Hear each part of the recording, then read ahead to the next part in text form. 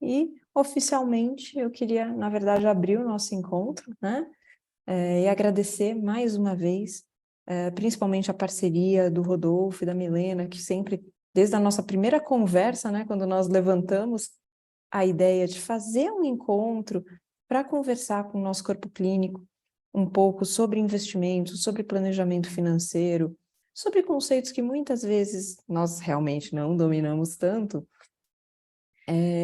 vocês se mostraram super disponíveis e animados em nos auxiliarem, né, com essa discussão, mesmo entendendo que vão ter pessoas em diferentes níveis da vida, né, em diferentes momentos da vida, desde profissionais que estão começando a carreira, até outros aí que já têm mais tempo, né, a gente já começa a juntar uns cabelinhos brancos de idade de anestesia, mas todo mundo tem que se planejar e todo mundo tem como se aprimorar. Então, muito obrigada. Queria agradecer a cada um dos nossos médicos que está aqui presentes conosco, que disponibilizou um pouquinho do tempo da sua agenda para estar aqui, acompanhar, discutir e aprender um pouquinho também com o pessoal da BTG. Então, eu queria passar a palavra para o Rodolfo. O Rodolfo Camargo, ele é planejador financeiro e head de investimentos, né, da Grand Capital, associada à BTG, e vai poder nos falar um pouquinho do que eles fazem todo dia. Para a gente é um universo, às vezes, um pouquinho desconhecido. Então, muito obrigada, Rodolfo. Obrigado, Cláudio. Boa noite a todos. É um prazer poder estar aqui passando esse pedacinho da noite com vocês, né, e trazendo um pouquinho de troca de conhecimento, diria eu, né, falando sobre planejamento financeiro, algo que é tão importante. Antes de eu dar início, doutor, eu dou a palavra para o Alexandre Vilardo, que está aqui presente, e ele é o nosso sócio fundador aqui do escritório Grand Capital, tá?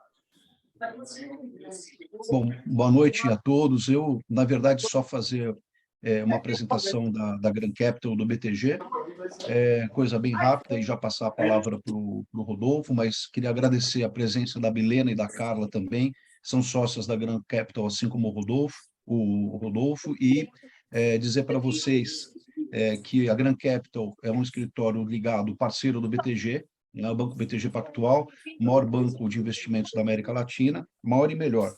E hoje a gente vai abordar um pouco aí alguns assuntos e um pouco de educação financeira. O Rodolfo, acho que não tem profissional melhor para falar sobre o assunto, dado que ele tem um currículo aí invejável, não só de certificações, mas também ele atua na FKPs, que é uma empresa dedicada ao ensino contínuo, né, da parte financeira. Então, a gente vai estar em excelentes mãos aí.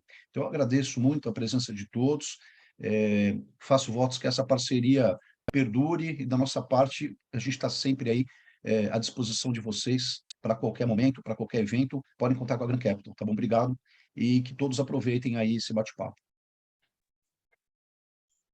Rodolfão. Obrigado, Vila. Doutor, eu vou compartilhar a tela, se vocês puderem confirmar, por gentileza, se estão visualizando em modo apresentação. Perfeito, estamos vendo. Bom, pessoal, qual que é o principal... Acho que tem alguém com o microfone aberto, doutora. Ao TCU, até que se decidisse com quem as joias ficariam. Márcia, se puder fechar o... Não, ainda há indefinição se as joias vão para a Receita Federal. Joia, obrigado, Márcia. Agora sim, tá? Então, pessoal, boa noite novamente, né? Qual que é a ideia, tá? A ideia é a gente falar um pouquinho sobre finanças comportamentais. O que é isso, né? Tudo o que a gente faz é motivado pela nossa emoção, né? Quando deveria ser motivado principalmente pela nossa razão, com algo que eu costumo brincar que não aceita desaforo, que é o nosso bolso, né? A gente entende o quão é corrido para vocês, o quão é corrida a especialidade de vocês. A gente vai tentar trazer um pouquinho sobre planejamento financeiro e falar também um pouquinho dessa relação. Por que às vezes eu tomo alguma decisão relacionada às minhas finanças, o que me leva a tomar essa decisão e como que a gente poderia tomar alguma decisão diferente, tá? Acho que esse é o principal ponto. Como um ponto inicial para a gente falar sobre planejamento financeiro, eu acho válido trazer aqui para a gente tem a Planejar aqui no Brasil, que é a Associação Brasileira de Planejamento Financeiro. O assunto de planejamento financeiro em si é um assunto que lá nos Estados Unidos vem desde a década de 70. Então, a gente tem a Financial Planner Standard Boards, que é a FPSB, que faz toda a regulação, a divulgação, o gerenciamento de todos os planejadores financeiros fora dos Estados Unidos, né? E desde 2006 para cá, a gente começou a ter uma procura muito grande no Brasil por profissionais que tenham esse tipo de certificação. A gente tem dentro da figura do planejador financeiro um profissional isento, um profissional que consegue englobar para o nosso cliente desde um planejamento financeiro até um planejamento tributário, passando um pouquinho sobre planejamento sucessório, a parte de seguros e previdência, né? Então, é um profissional bem completo, 100% isento, para conseguir assessorar os nossos clientes aqui no Brasil, tá? E a Planejar, ela tem alguns mantras estratégicos, digamos assim.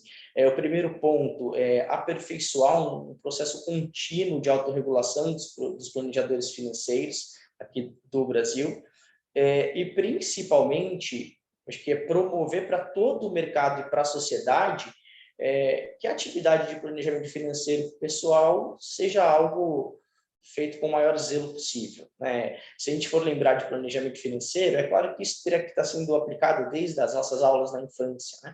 Mas, infelizmente, isso não acontece. Então, quando a gente atinge uma determinada idade, a gente acaba chegando num ponto que uns têm mais conhecimento, outros menos, e o planejador financeiro tem como uma obrigação e dever transmitir conhecimento, né? Eu acho que esse é o meu principal papel aqui hoje, nesse bate-papo com vocês, tá? Só para vocês terem uma ideia, como que está disposto o CFP pelo mundo, né, que é o planejador financeiro. Nos Estados Unidos, nós temos aqui em torno de 95 mil profissionais, a gente tem a China aqui com 30 mil profissionais, o Brasil aqui em quinto lugar com 8 mil profissionais, e alguns países aqui bem incipientes, como a Nova Zelândia, por exemplo, Israel, Suíça, com uma quantidade bem mais reduzida aí de planejadores financeiros, né? De novo, o efeito da globalização, a procura do investidor em ter conhecimento, em ter um profissional cada vez mais isento para poder dar uma recomendação, faz com que a figura do planejador seja cada vez mais importante, tá? Então, antes de começar, eu quero trazer um pouquinho para vocês. Poxa, Rodolfo, se eu for procurar um profissional para me assessorar, procurar um profissional certificado de planejador financeiro, acho que já é um primeiro bom passo, tá? Agora vamos entrar num assunto core aqui da nossa palestra, né? Como que a gente está lidando com o dinheiro hoje? Como que o brasileiro está lidando com o dinheiro, né? Os problemas financeiros, pessoal, são os responsáveis aí por quase todos os problemas de saúde hoje que a gente tem, né? Então, a gente tem problemas de ansiedade, a gente tem problemas com depressão, pessoas que, de repente, tinham um padrão de vida e acabam tendo um baque e não conseguem se adaptar novamente, né? Então, se a gente para pensar, o desemprego hoje acaba sendo o principal pilar de problema financeiro no Brasil. A gente tem um índice de desemprego em torno aí de 8%, é um índice de desemprego que caiu um pouquinho, mas a gente ainda tem muitas pessoas desempregadas. A figura do profissional autônomo, né, tem crescido cada vez mais aqui no Brasil. Isso acaba sendo bom, mas ao mesmo tempo não é tão positivo, porque muitas das vezes o profissional autônomo não recolhe o INSS, não tem uma preocupação com uma previdência privada, né? Então, nesse sentido, a gente acaba olhando lá no horizonte, lá na frente, com uma certa preocupação, essa quantidade de profissionais autônomos que a gente tem, né? A falta de controle financeiro também é algo que motiva muitos problemas hoje de saúde, está relacionado com o dinheiro. Emprestar nome, né? Nada contra quem empresta nome para a sogra, para o cunhado, para o vizinho, para o primo, mas é algo que também é o terceiro ponto com maior foco de endividamento de pessoas, né? Sem contar cartão de crédito, lojas e aquelas contas básicas aí de água, luz e telefone, né? Então, quando a gente para fazer uma análise macro, a gente percebe que 93% da população mundial sofre com uma ansiedade financeira em algum sentido, né? 60% já fez algum gasto desnecessário. A gente vai falar um pouquinho mais adiante essa questão de gastos, despesas, como que a gente pode tentar otimizar esse processo, né? E o ponto que mais me chama a atenção nesse slide é que a gente tem 80% das famílias brasileiras endividadas com cartão de crédito, né? Eu lanço um desafio aqui, alguém da sala tem ideia de qual que é a taxa de juros no rotativo de um cartão de crédito ao ano? A gente está falando aqui, só para vocês entenderem, em torno de 300% ao ano, tá? Essa é a taxa de juros de cartão de crédito do rotativo. Então, assim, cheque especial, cartão de crédito, as contas básicas, são os principais pontos que trazem preocupação hoje para a gente, né? E só 11% da população estão com condições de pagarem suas dívidas de uma forma saudável, sem nenhum tipo de preocupação, tá? Não sei se todos os doutores e doutoras têm filhos aqui na sala, né? Mas, de toda maneira, a CNN fez um estudo há umas 3 semanas atrás, e foi chegada à conclusão que, para criar um filho até os 18 anos, pode passar aí dos 3 milhões de reais, né? Então, ao mesmo tempo que a gente tem uma preocupação, né, com uma reserva de emergência, uma reserva de futuro, botar filho no mundo hoje acaba sendo uma coisa muito cara, né? Um investimento extremamente custoso. Então, é cada vez mais importante que a gente tenha a consciência de ter uma reserva de emergência e, ao mesmo tempo, como todo mundo quer, prover para os nossos filhos aí a melhor criação possível, né? Então, só para vocês terem uma ideia, pode passar aí dos 3 milhões de reais. Vamos falar um pouquinho da realidade do dinheiro, né? Uma vez que a gente já entendeu quais são os principais problemas, né, e como que o brasileiro e a população mundial reage, né, com os problemas financeiros, a gente costuma brincar muito com o fluxo de caixa d'água, né? O que é isso? Basicamente, a gente tem que retroalimentar uma caixa d'água, né? A caixa está cheia, a gente vai utilizando a água e lá em cima a gente vai alimentando ela novamente para que isso seja um fluxo contínuo, né? E o dinheiro é a mesma coisa. Então, a ideia é que a gente se conscientize cada vez mais de utilizar o recurso e ter uma preocupação de encher a caixinha de novo, para que isso acabe sendo um movimento cíclico, né? E as coisas andem cada vez mais sozinhas.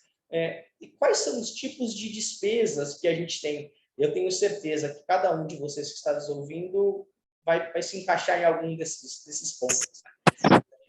A gente tem as despesas fixas, que são aquelas despesas que têm o mesmo valor, independente de consumo, né? São despesas como aluguel, carro, internet, serviços de streaming. E nós temos as despesas variáveis, né? São aquelas despesas que aumentam ou diminuem de acordo com o consumo. Água, luz, supermercado, alimentação. Então, para a gente pensar em ter uma organização financeira, qual seria a minha primeira sugestão? Que a gente consiga classificar as nossas despesas, né? Ter um orçamento classificando, poxa, o que eu tenho de despesa fixa, o que eu tenho de despesa variável. Isso a gente pode fazer num caderno, a gente pode fazer em um Excel. A gente tem hoje diversos aplicativos de educação financeira, o Guia Bolso é um deles, o Money Lover é o outro, o Mobiles é outro, para que a gente consiga entender como que está o nosso dia a dia na parte financeira, né? E uma vez que a gente entende se meu gasto é fixo ou variável, a gente vai para o tipo da conta, né? Poxa, será que essa conta é essencial? Será que essa conta é supérflua? Então, percebam que a gente vai desenhando um esqueleto para a gente poder se conhecer cada vez mais, né? Para a gente poder conhecer o nosso orçamento, conhecer os nossos limites e identificar principalmente quais são os nossos objetivos, né? E depois que a gente fez essa análise, o que a gente vai buscar para ter uma educação financeira? A gente vai tentar identificar quais são aquelas despesas que possam ser eliminadas sem causar nenhum tipo de impacto na qualidade de vida. Quantos de vocês que estão me ouvindo paga, sei lá, 4 serviços de streaming de filme, por exemplo, Apple, Netflix, Amazon, e não assiste, Globoplay, e a gente não percebe que em um mês pode ser R$29,90.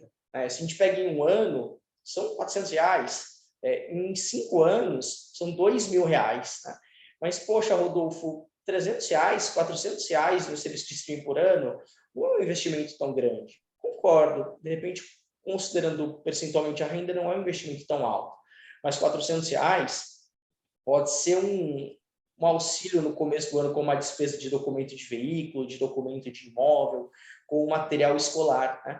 Então, a gente tentar enxugar ao máximo as despesas que não agregam para a gente tanta qualidade de vida assim. Né? E, principalmente, pessoal, a questão do desperdício. Né? Quantos pagam por academia e não vão? Pagam por um pacote premium de internet ou de telefone e não utilizam? Né? São recursos que podem ser alocados, de repente, poxa, será que eu vou pagar R$300 para a Smart Fit por mês para ir uma vez por semana? Está chovendo, tenho compromisso, eu não vou? Ou, de repente, eu posso caminhar num parque, eu posso fazer um exercício na minha residência, e a gente também consegue enxugar um pouquinho as despesas. Né? É claro que o consumo não é demérito, né? Todos nós somos consumidores. Eu sou consumidor de conteúdo para poder vir aqui transmitir para vocês. Né? Vocês, nesse momento, estão consumindo também a nossa palestra. Então, todos nós temos interesses, temos vontades, somos consumidores de algo. Mas o problema é quando a gente se torna uma pessoa que vive para consumismo, né?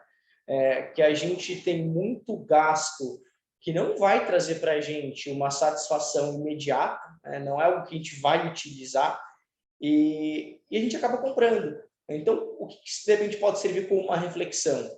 Pode ser algo besta, mas ajuda. Poxa, eu estou no shopping, passei em uma loja de bolsa, uma loja de sapato.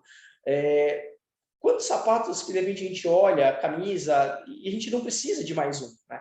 Mas naquele momento a gente é puxado por uma armadilha, né? A armadilha do consumo anormal. Nesse caso, vai dar uma volta no shopping, toma um sorvete, e aí você vai refletir, poxa, será que de fato esse consumo é válido? Se depois que você conversou com você mesmo e chegou à conclusão que esse consumo é necessário, beleza. Se você teve um pouquinho de dúvida, talvez seja algo supérfluo e algo que você possa eliminar de despesa. Né? Então, vejam, diferenciar os desejos das necessidades, questionar o próprio consumo, né, que eu acabei de falar, e usar o cartão de crédito de forma inteligente. Como assim? Eu vou dar um exemplo pessoal, tá? Eu tenho o seguro do meu veículo, e esse ano, na renovação agora, nesse mês, eu tinha uma opção de renovar pela seguradora X ou renovar pela seguradora Y, que caso eu fizesse um cartão de crédito sem anuidade, eu teria aí uma redução de valor de R$300. Poxa, nesse sentido, vale a pena. Né? Então, cartão de crédito hoje, nós temos inúmeras bandeiras, inúmeros bancos ofertando cartão de crédito. Prestem sempre atenção na anuidade, caso esteja sendo cobrado, eu acho que é um ponto super importante. Já tive cartão de crédito de cliente cobrando de anuidade 12 parcelas de R$60, o cliente liga na administradora de cartão, consegue reduzir para R$6 por mês, tá? De novo, poxa, Rodolfo, mas a diferença no ano não é tão grande. Mas lembra, lá em janeiro tem IPVA, tem IPTU, tem material escolar. Então, se a gente enxugar um pouquinho com um serviço de streaming que a gente não assiste, se a gente consegue argumentar com a administradora de cartão de crédito uma redução de anuidade, tudo isso vai formando um colchão e olha quanto que a gente vai conseguindo enxugar. Tá? E o principal ponto, na minha modesta opinião, é que a gente tem que saber identificar e evitar as armadilhas. Quais são as armadilhas que a gente tem todos os dias na nossa vida financeira? Primeiro ponto, autoconfiança exagerada. Né? A gente olha algo para comprar e a gente fala, tá tranquilo, eu acho que daqui 1 ano, 2 anos eu vou estar empregado, eu posso comprar, não tem problema nenhum. E a gente esquece que pode ter um fator externo, como teve a pandemia, como teve a guerra na Ucrânia, algo que pode mexer com o mercado, que pode comprometer a renda em um determinado momento, e a gente não está 100% blindado a isso. Né? Então, a autoconfiança, eu diria para vocês que é um dos principais causadores dos problemas financeiros. Né? A influência da sociedade também, influência de amigos, poxa, Será que eu preciso sair na sexta-feira em tal restaurante, tomar tal vinho? Mas às vezes a gente não precisa, e a gente é levado a isso por uma armadilha, né? É a armadilha da ostentação. Outro ponto, a armadilha do desperdício, né? Que é o que a gente comentou agora há pouco, de pagar por um produto e não utilizar, ou então uma coisa bem simples, eu vou pedir um iFood e tem lá um combo que vem com uma bebida por X reais mais caro. A gente não precisa, às vezes, mas a gente pede. E, de novo, são os gastos pequenos que fazem as diferenças, né? Tudo é um colchãozinho que a gente vai formando, e essas são as principais armadilhas que a gente tem hoje no mercado financeiro. O uso do crédito, pessoal, também é algo que a gente tem que levar muito em consideração. Basta a gente lembrar que a gente tem uma taxa de juros hoje no Brasil de 13,75%, né, que é a nossa taxa Selic, que é a taxa que baliza aí todos os empréstimos do mercado financeiro. Na pior das hipóteses, é a taxa mais barata, diria eu, inclusive. Né? E crédito não é dinheiro grátis, né? Então, a gente tem algumas modalidades de crédito, que são os empréstimos, que a gente recebe o dinheiro e usa como bem entender. O crédito pessoal, a taxa hoje de um crédito pessoal, ela chega a rodar em torno aí de 7, 8, 13% ao ano, dependendo da instituição. E os financiamentos, né? Financiamento imobiliário, financiamento de veículo. Então, quantas vezes vocês já não pararam para se perguntar, poxa, compro um carro à vista ou faço um financiamento? Né? É uma dúvida que é de 99% dos brasileiros. O que eu diria para vocês? Né? Vejam a taxa de remuneração, se vocês colocarem esse dinheiro no banco, quanto que vocês vão ter de rendimento para o investimento, e ver a taxa do seu financiamento. Se a taxa da sua aplicação financeira for, por exemplo, de 1%, e a taxa do financiamento for de 1,3%, eu diria que vale a pena a gente deixar o dinheiro no banco, né? E fazer o financiamento que, no grosso modo, a gente vai estar pagando só 0,3%. Né? Outra coisa que acaba sendo uma armadilha do crédito, a gente brinca que são as letrinhas miúdas, né? São os juros, o custo efetivo total, o IOF, o tempo de trabalho do contrato, ou seja, quantas parcelas eu vou ter que pagar, a partir de quando eu pago os juros, ou a partir de quando eu vou ter uma parcela menor, no caso do financiamento imobiliário. Então, assim, o crédito hoje no Brasil é um crédito extremamente caro. Tá? Se serve de consolo, a taxa de juros alta também nos proporciona uma rentabilidade legal no banco. Então, eu acho que vale a pena, antes de tomar um crédito, ver de fato se vale a pena. Eu me descapitalizo ou eu faço um financiamento? Né? Eu acho que tem que pesar muito isso. Procura um planejador financeiro, procura uma pessoa certificada para trazer para vocês qual que é a melhor decisão. Tá? E como que a gente investe? Claro, cada um aqui da nossa turma tem um momento de vida diferente, né? Cada um reage de uma forma à sua necessidade. Podemos ter aqui na sala pessoas que já têm uma reserva de emergência consolidada, podemos ter aqui na sala pessoas que, poxa, Rodolfo, eu nunca guardei nada, né? Eu diria que, assim, para correr é preciso andar, né? Esse é o primeiro ponto. Então, para a gente pensar em ter uma super quantia guardada, eu acho que a gente tem que criar essa disciplina, né? E eu costumo falar muito, pessoal, da diferença de investir dinheiro e poupar dinheiro, né? Poupar dinheiro é a gente separar um recurso da nossa conta e ir guardando todo mês, né? Investir nosso dinheiro é a gente fazer o nosso dinheiro trabalhar para a gente, né? Então, eu faço uma pergunta para você que está me ouvindo. Poxa, você aplica dinheiro ou você investe o seu dinheiro? Então, lembra, eu aplico lá na poupança ou não, eu invisto, eu tenho um objetivo, eu tenho um propósito. Tá?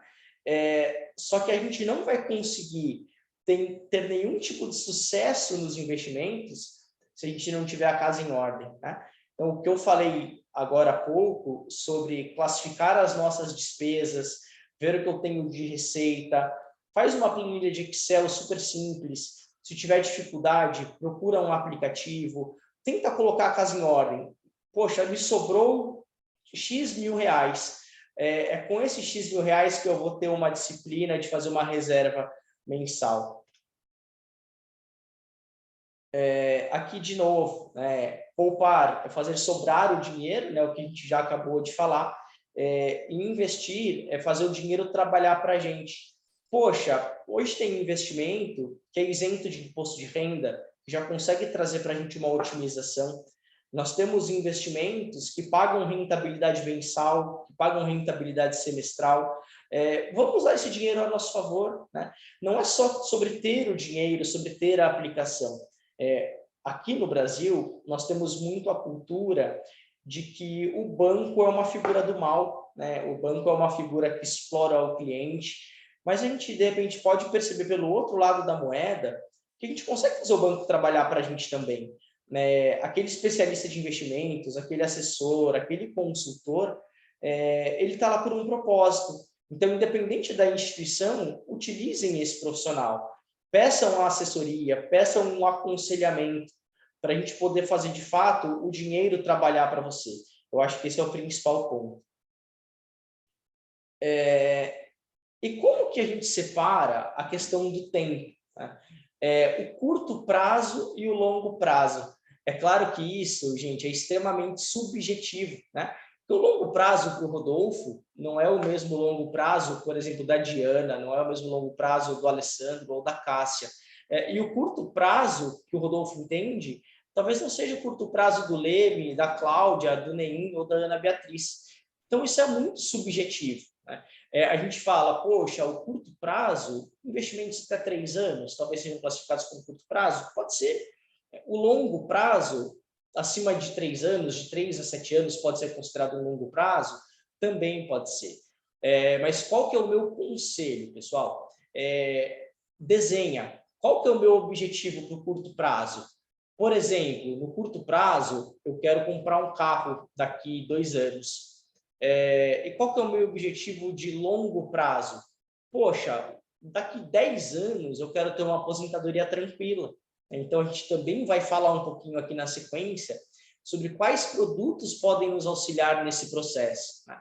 Mas enquanto a gente tiver um conflito entre o curto prazo e o longo prazo, a gente não vai conseguir colocar a casa em ordem, né? Então, o que eu diria para vocês? Vamos poupar dinheiro para o curto prazo, mas vamos investir dinheiro para o longo prazo, tá? De novo, falando que cada um de nós tem uma renda, cada um de nós tem uma idade diferente, cada um de nós tem uma situação financeira diferente, né? Então, o que eu queria trazer como um ponto de reflexão, isso é extremamente válido quando a gente fala de finança comportamental, a capacidade de correr risco versus a disposição de correr risco, né? Poxa, Rodolfo, o que é isso? A capacidade de correr risco é quando a gente já classificou o nosso fluxo de caixa, a gente tem uma caixa d'água ali se retroalimentando, né? E eu tenho uma grana sobrando no final do mês, eu tenho capacidade para aplicar, eu tenho capacidade para correr risco. No entanto, a gente tem a disposição. Poxa, será que eu quero correr risco nesse momento? Será que eu já tive uma experiência lá atrás que foi negativa com algum tipo de investimento, né? Vale essa reflexão. Numa escala de vida, o que eu diria para vocês? Os mais jovens, eles têm muita disposição de correr risco, mas eles não têm tanta capacidade assim. Acredito que grande parte aqui que está presente ouviu falar essa semana do caso dos jogadores do Palmeiras, né? Que foram envolvidos com as criptomoedas e tudo mais.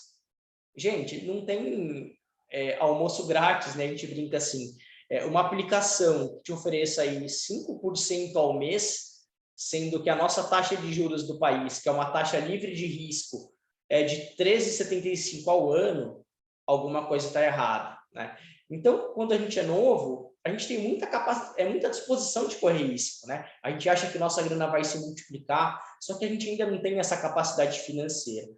Quando a gente atinge um patamar, por exemplo, de 30 anos até uns 45, a gente tem a capacidade financeira de correr risco e a gente também tem disposição.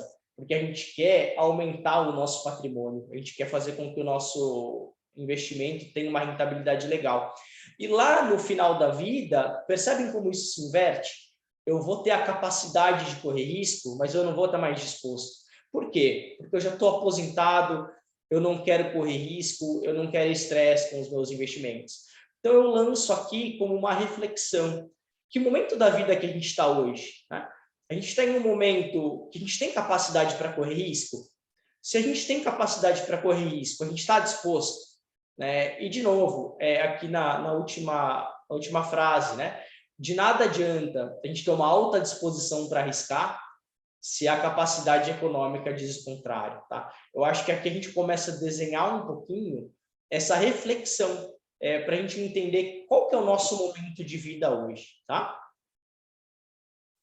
E aqui eu fiz um trabalho para trazer para vocês, que é o método de planejamento financeiro, conhecido como método 15-30-15.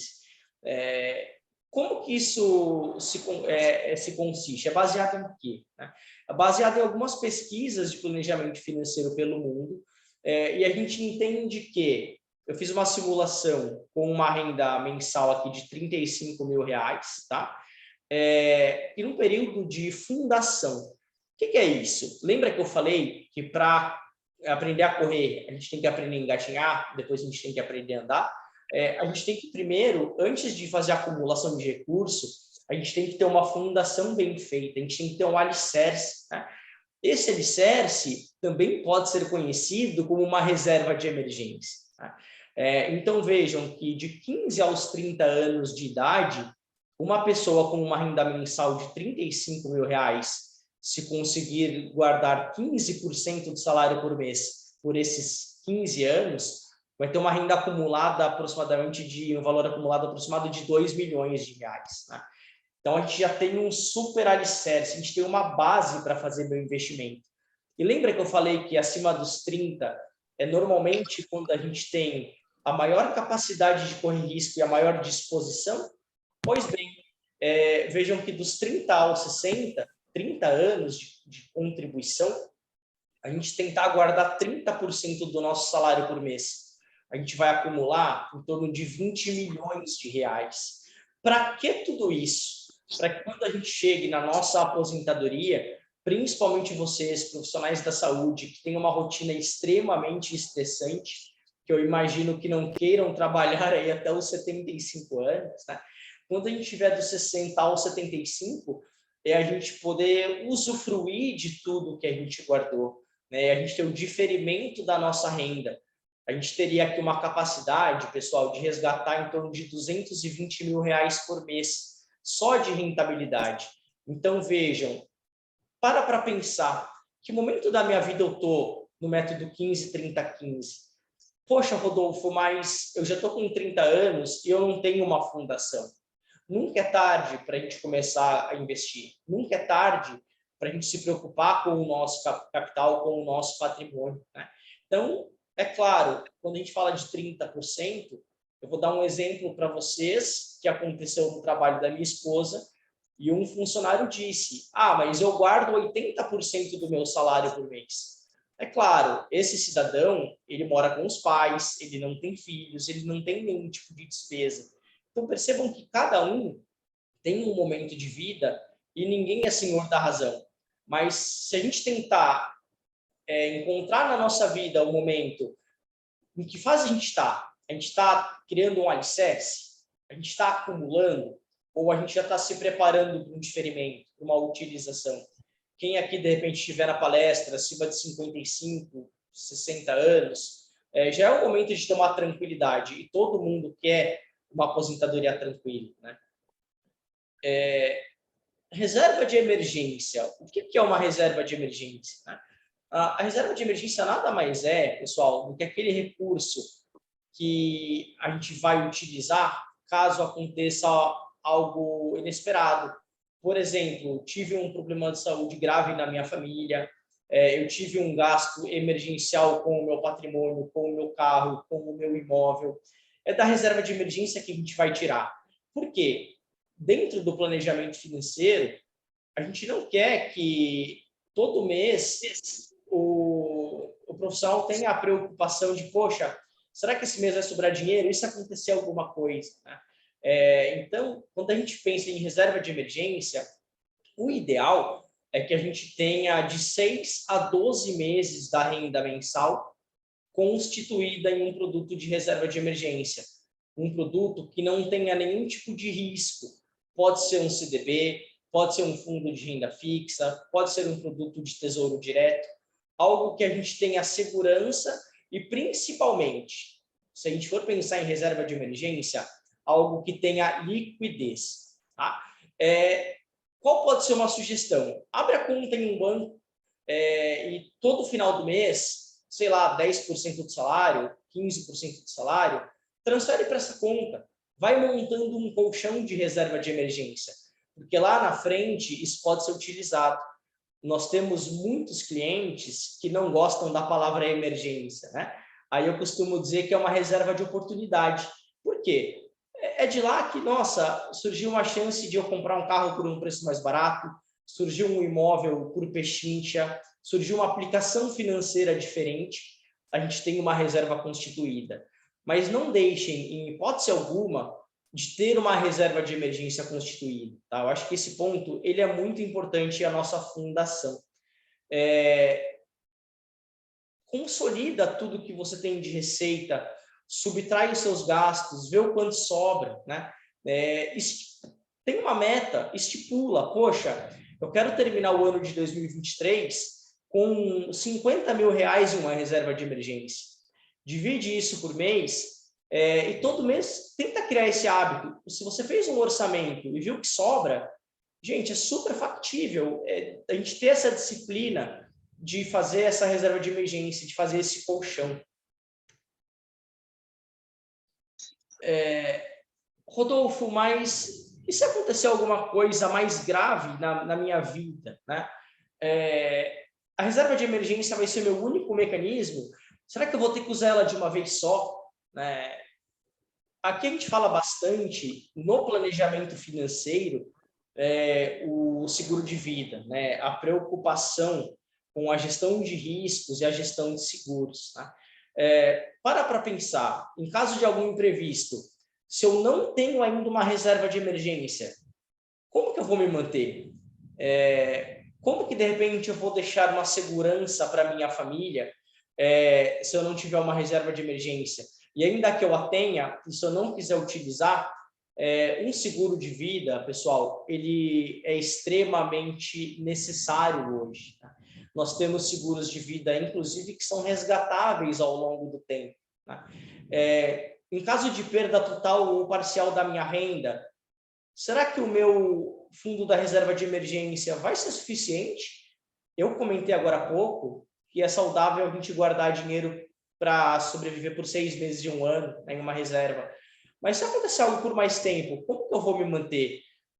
Se eu sou um dos pilares da minha família, como que eu vou garantir a segurança de todos, do meu cônjuge, dos meus pais, dos meus filhos, né, em caso de um imprevisto? Então, aqui eu coloco uma sementinha para a gente pensar, será que eu tenho seguro de vida? Será que eu tenho uma preocupação com o futuro? E, principalmente, será que eu tenho uma preocupação em não usar a minha reserva de emergência caso aconteça alguma coisa? Dentro da classe médica, a gente fala muito no planejamento financeiro, pessoal, do seguro de responsabilidade profissional, o seguro de erros e omissões. Então, a gente quis trazer um dado para vocês aqui, que 1 a cada 10 profissionais da saúde são acionados juridicamente. Né? Então, poxa, Rodolfo está falando tanta coisa, né? Está falando que eu tenho que guardar dinheiro para uma reserva de emergência, falou que é saudável ter um seguro de vida, mas e se de repente acontece algo na minha profissão e um paciente pede uma indenização? Né? A gente tem alguns dados, em torno de 10 milhões de processos por erros médicos a gente tem hoje no nosso país. Né? E são valores que são avaliados de acordo com a extensão e a gravidade do dano. E as indenizações, pessoal, elas podem ser, inclusive, milionárias. Recursos que, de repente, a gente teria que pagar para uma pessoa viver a vida inteira. Né? Então, será que a gente está preparado para isso? Será que eu tenho um seguro de responsabilidade profissional? Quantos meses do nosso fundo de reserva que a gente demorou tanto para acumular, que a gente teve tanto suor, quantos meses no fundo de reserva vai ao ralo só com uma ação judicial? E o seguro de responsabilidade civil, ele pode ser considerado como um investimento de proteção para o meu fundo de emergência? Eu diria que sim, pessoal. Por quê? A ideia, de novo, é que a gente não use a nossa reserva de emergência, né? A ideia é que a gente tenha outros mecanismos, através do seguro de vida ou através de um seguro de responsabilidade profissional, erros e omissões, que é quem vai me trazer uma segurança em caso de algum tipo de erro médico, tá? Agora vamos lá, eu costumo falar muito em montar um esqueleto da nossa vida financeira, costumo falar muito no autoconhecimento, né? Eu já falei sobre a reserva de emergência, que é uma reserva de curto prazo, né?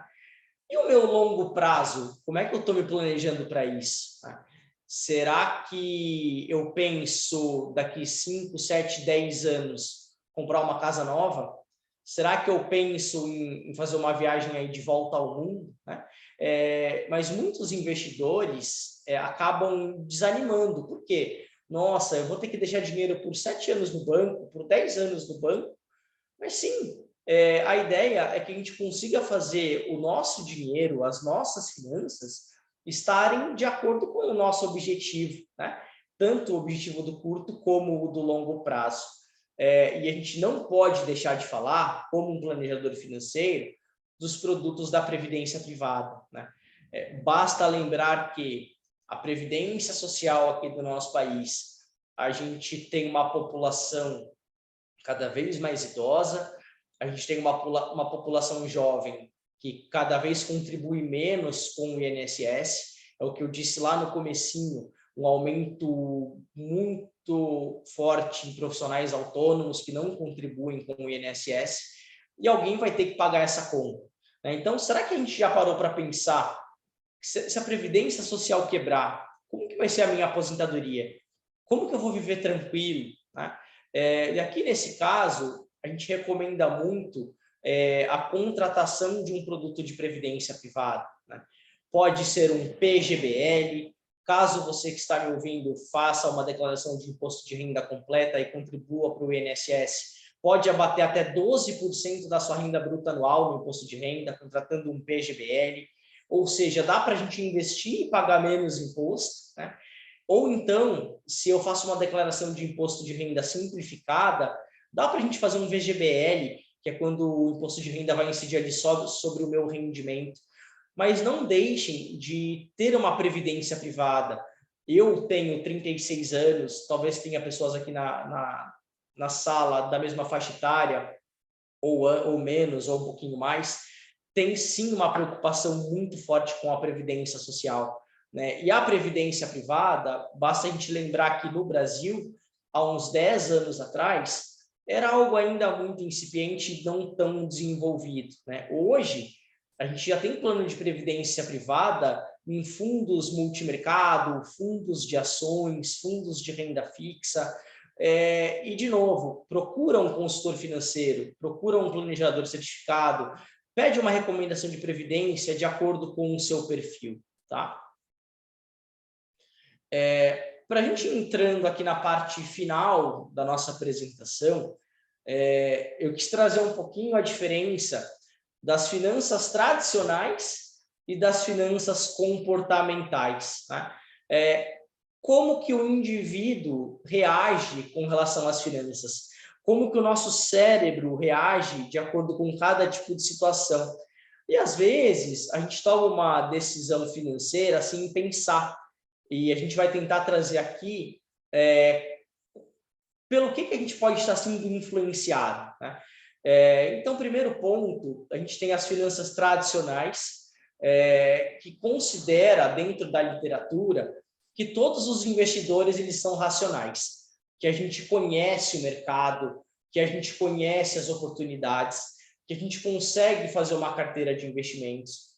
e que cada indivíduo é avesso a risco, ou seja, eu tenho uma predisposição em montar a minha carteira porque eu sou um investidor racional. Na maioria das vezes, os investidores reagem pelas finanças comportamentais, e aqui é o principal ponto da nossa palestra, né? Isso quer dizer que todos nós, somos motivados por vieses cognitivos, nós somos motivados por emoções, e não por fatores técnicos e por fundamentos, né? Vou dar um exemplo bem prático. É super legal a gente ter uma aplicação que pague IPCA mais uma taxa pré-fixada.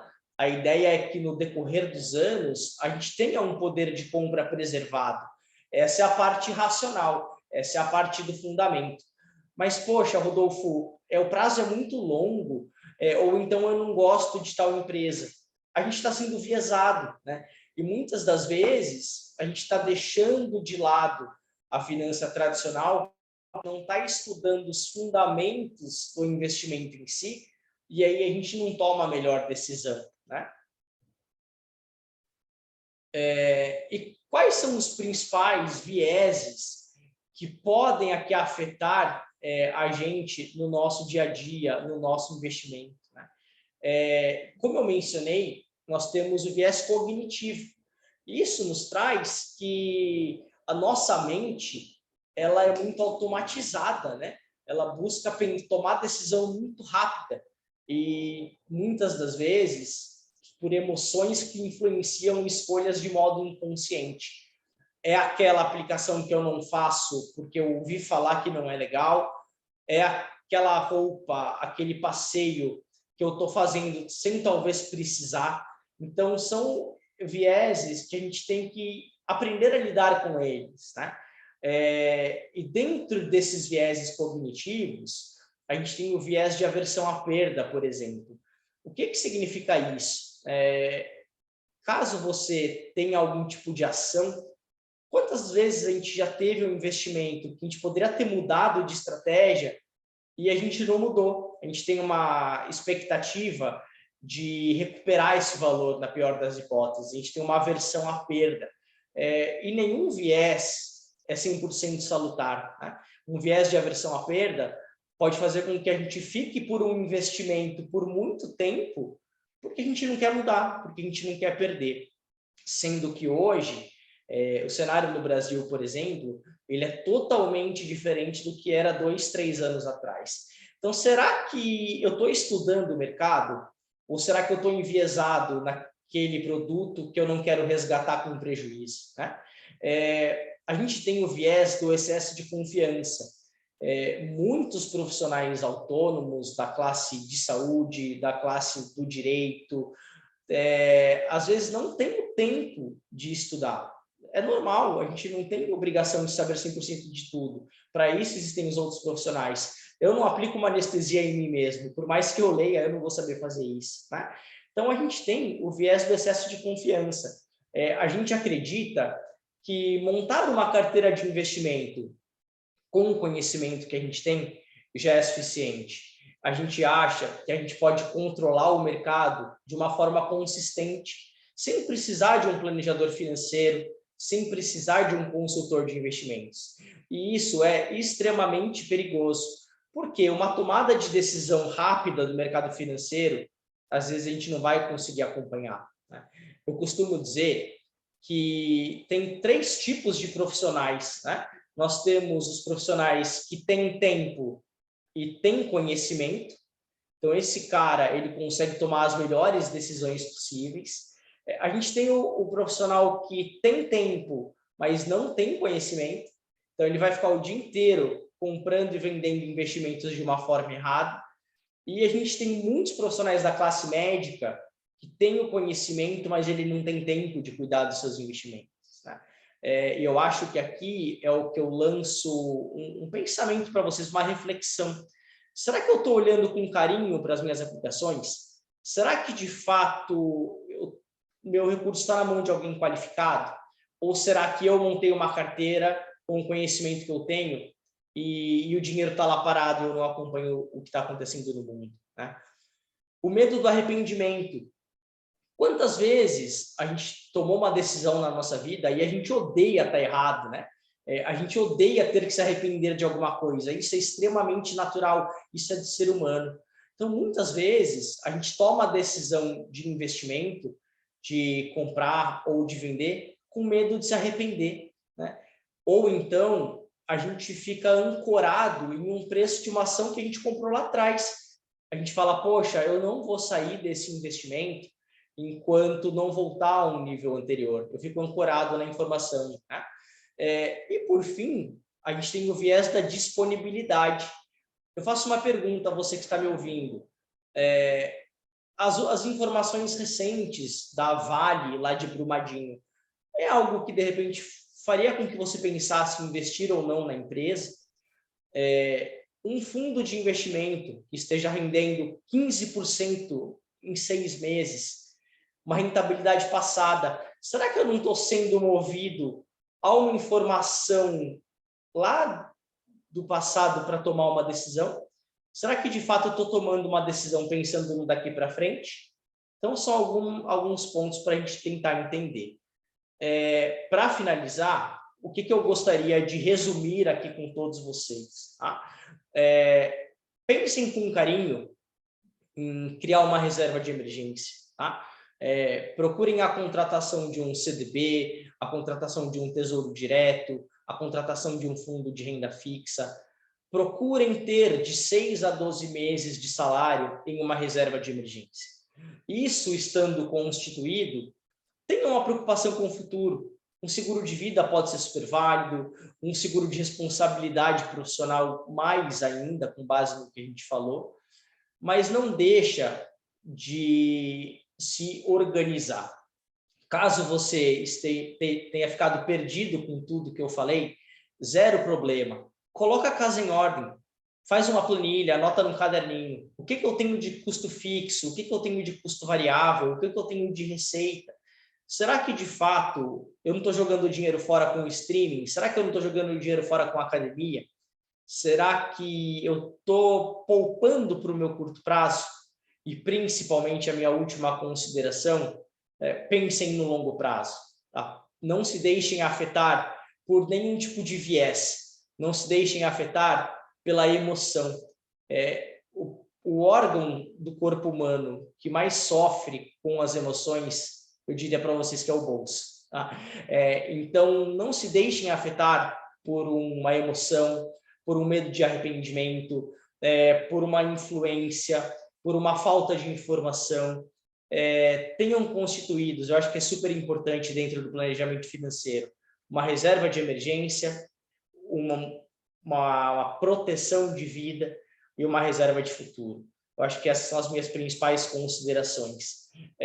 Aqui nós temos na sala também a Milena Medeiro, que é a cofundadora aqui do nosso escritório, assessora de investimentos, a Carla também, que é a nossa cofundadora e assessora de investimentos. A Milena está super em contato com a Cláudia, a Carla também. Eu me coloco à disposição, tenho meu WhatsApp aqui na apresentação para esclarecer dúvidas. A Milena, a Carla também aí estão super à disposição de todos vocês. Tá? E só para não passar batido, a gente teve algumas perguntas no questionário de inscrição, né? Uma delas foi qual percentual eu tenho que ter em renda variável, né?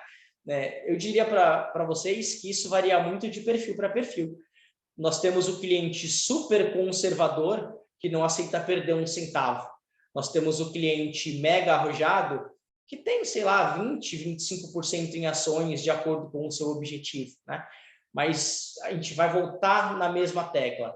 Procure um profissional certificado para ajudá-los, auxiliá-los e apoiá-los na montagem de uma carteira de investimento de acordo com o seu perfil. Tá bom? Então, Mi, Carla, fiquem à vontade aqui para também fazer as considerações de vocês. Boa noite, pessoal, tudo bom? Eu sou a Carla, eu sou cofundadora aqui do escritório. Rodolfo, eu queria te agradecer a apresentação, doutora Cláudia, e todos vocês aqui que tiveram conosco nesse momento tão gostoso. E eu e a Milena, a gente está aqui à disposição como certificadas também, para poder continuar essa apresentação do Rodolfo, no caso a caso de vocês, né? Cada um tem um momento de vida. Então, a gente vai deixar os nossos contatos, o nosso e-mail, o nosso telefone, caso tenham alguma dúvida, alguma informação a mais que a gente possa passar. E com muito carinho, muito cuidado, a gente quer cuidar de vocês, né? Como cuidar da empresa, cuidar dos funcionários, tá? A gente está habilitado para isso.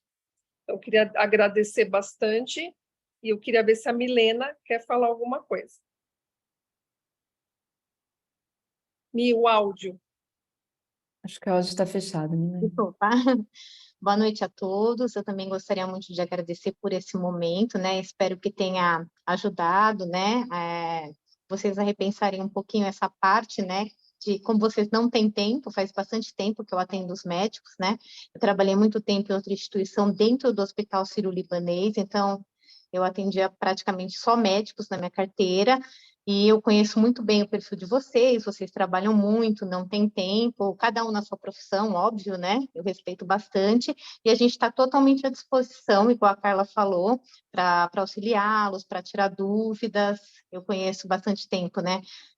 O pessoal aí da empresa, a Fabi, alguns médicos, e eu estou totalmente à disposição. Muito obrigada pela participação. Bom, pessoal, a gente tem alguns minutinhos, né? Sei que a gente acabou avançando aí, deu quase uma hora de reunião. Nossa ideia é tentar manter as reuniões curtas, né? Para não cansar demais, mas eu queria abrir para saber se tem alguém que gostaria de se manifestar, de fazer alguma pergunta, para aproveitar todos eles aqui, né? Apesar da gente ter ficado com os contatos e poder continuar, mas de repente tem alguma dúvida comum ou algo que alguém gostaria de colocar aqui para a gente aproveitar a oportunidade. Eu gostaria só de complementar. Eu acho que às vezes a gente fica com uma coisa assim, tipo, quando a gente vai parar para falar de dinheiro, é sempre muito delicado, né? A gente fica com receio de expor as nossas fraquezas, as nossas fortalezas e as nossas fraquezas, mas a verdade é quando, para qualquer tema na vida, quando a gente para olhar com maior clareza e definir metas e tudo mais, tudo isso funciona de uma forma muito mais fácil, melhor e a longo prazo muito mais evolutiva, né? Então, assim, realmente, desde que a gente iniciou o trabalho com o pessoal do BTG, o SMA como um todo tem crescido muito, a gente tem desenvolvido uma série de parcerias e ajudas no sentido de nos orientar quais os melhores passos, como fazer isso de forma... a gente está sempre crescendo de forma saudável, se desenvolvendo, e eu agradeço absurdamente o apoio de vocês hoje. Essa palestra de hoje me fez pensar sobre várias coisas, que até meu marido está ouvindo lá atrás, a gente convidou, né, as pessoas que fossem parceiras e tudo, e é muito legal, porque isso ajuda a construir a nossa vida familiar, que tem tudo a ver com o nosso trabalho, com a forma como a gente conduz a nossa vida. E assim, eu acho que a gente tem que parar para olhar de frente e com calma os nossos passos, né? A gente tem uma vida longa pela frente, com muitos desafios, e a gente quer sempre progredir. E a única forma de fazer isso é realmente olhando para a nossa vida financeira, estabelecer metas e construindo as coisas pouco a pouco, e sem pensar que para a gente fazer isso, a gente precisa dar grandes passos. A gente tem que começar da onde a gente pode e ir crescendo à medida que a gente vai se desenvolvendo e entendendo as necessidades individuais de cada um. Eu acho que o time do BTG é sensacional nesse aspecto, dá um atendimento muito personalizado, muito cuidadoso e muito preocupado com a realidade individual de cada um. Eu acho que vale a pena a gente estar aí conversando com eles, se aprofundando, entendendo o nosso momento, e dando os nossos saltos de acordo com um movimento individual, né, que cada um precisa e deve fazer na sua vida. Obrigada, muito obrigada, Rodolfo, Carlinha, muito obrigada, Milena, pelo apoio, enfim, Vocês são muito bons, vocês fazem, e cada dia que passa a gente só tem a agradecer pelo suporte que vocês estão nos dando em todos os aspectos. E se a gente está aqui no SMA caminhando a passos saudáveis hoje, é porque a gente também tem o apoio de vocês. Eu agradeço muito vocês estarem com a gente nesse momento. E aproveita. Desculpa, por favor. Não, eu queria aproveitar aqui uma fala da Lil, né, que ela parabenizou a iniciativa por trazer um assunto diferente, né, e que sai da nossa zona de conforto, e que a gente tem que ter a mesma sabedoria para manter, né, o nosso dinheiro além do sangue, suor e lágrimas que a gente muitas vezes gasta, né, para conseguir conquistá-lo, porque muitas vezes a gente vai lá, trabalha e acaba negligenciando depois. Então, muito obrigada por vocês estarem nos auxiliando, né, a dar alguns insights, até nos provocar mesmo de parar e pensar. Eu tenho certeza que está todo mundo aqui fazendo uma autorreflexão nesse momento de como está cada situação, né? Exatamente, doutora. Eu acho que, assim, para finalizar, é a gente não ter tabu, né? Dinheiro, parte financeira é algo que a gente ainda tem muito tabu no Brasil, infelizmente, né?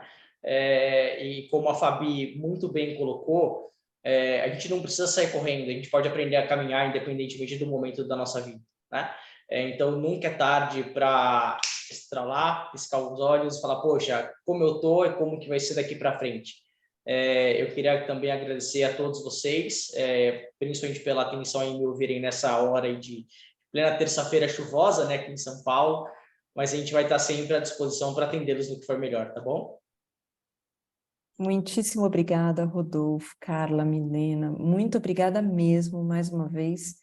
Obrigada a todos que estiveram com a gente aqui, né, que dedicaram um pouquinho do seu tempo aí à noite, para ouvir e pensar, fazer uma reflexão de um assunto diferente. A nossa ideia ao longo do ano é trazer algumas coisas mesmo fora da anestesia, para a gente conversar também de outros pontos, né? Nós também somos seres humanos, também temos problemas, necessidades, e somos pessoas além de anestesistas. Então, acho que esse momento também é importante por conta disso. Então, muito obrigada a todos, pessoal. Espero que todos tenham uma boa noite, um bom descanso e que tenha sido interessante. Muito obrigada. Obrigado, pessoal. Boa noite. Tchau, tchau.